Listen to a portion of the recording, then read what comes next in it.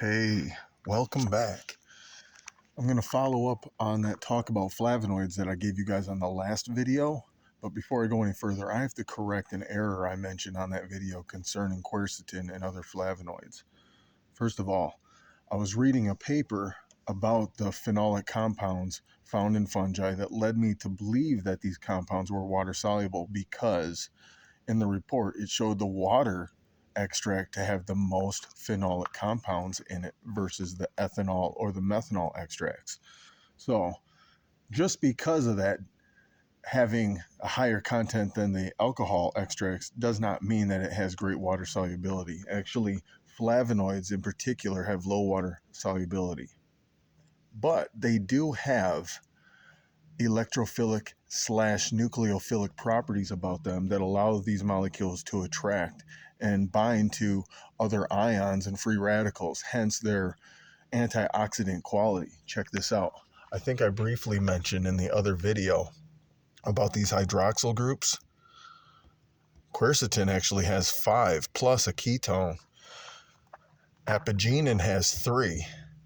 Camphorol has 4. It's these hydroxyl groups that my understanding is do all the magic when it comes to chelating metal ions.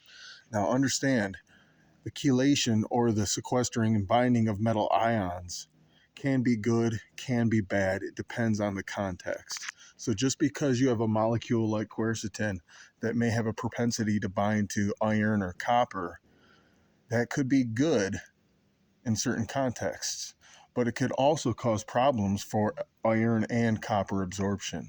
So it's not just, oh, great, it can chelate, it can pull metals. Yes, it can. I believe from some of my research that some of these flavonoids can actually chelate heavy metal ions such as lead. Don't quote me on that, but I'm still doing a lot of research. I'm just trying to spark interest, though, in consuming mushrooms, particularly the wild ones that I find in the woods like turkey tail, to get these flavonoids and other polyphenols in my diet when I don't have to necessarily go to a grocery store or rely on some other product from somebody else when nature has given us all these phytonutrients and funga nutrients, if that's even a word. Hey, leave me a comment if that should be a word. And before we go any further, if you haven't subscribed to my channel, now's a good time to do so. I want to keep putting out interesting, crazy videos that deal with the science of these fungi, especially exploring some of the chemical compounds.